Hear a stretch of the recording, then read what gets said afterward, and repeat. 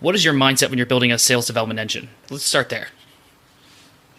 Yeah. Well, I think when we think about a sales development engine, typically you're typically building this because you don't have a marketing engine that's pumping out leads, right? Like you aren't necessarily building this engine as like a first investment in the business in a lot of cases. Like typically you've already got some salespeople in the org and they're closing some deals and like you want to scale that function up. But when you look at some of the other inputs into like where the demand is being created, you don't necessarily have like the level of confidence in what those inputs are to scale that. So you think about, okay, let's take this matter into our own hands. Right. And so I think you have to have a hypothesis about, okay, if we're going to make this investment, like there's kind of two things that we need to get right. And the first thing is like the economics need to make sense, meaning like we're going to need to know pretty specifically what kinds of deals and customers we're going after here, what the sort of win rates and conversion rates are going to be, so that we can understand if we hire one SDR, sort of how many AEs this is going to support and ultimately how we can make the economics of the model work. Yep. So the first thing is just like having a hypothesis about, and often for companies, if you're going outbound, that's going to be,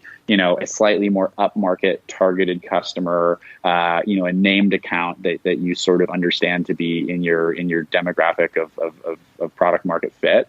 That's pretty typical, but it can depend.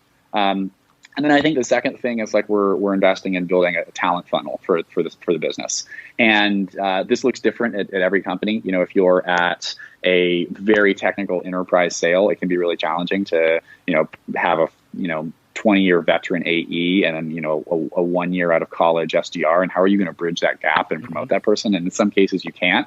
So I think for the folks that are thinking about their own career paths, definitely look for the type of company where you can kind of get promoted and elevate into full cycle roles and see kind of growth there as well, where it's not such a big bridge to jump.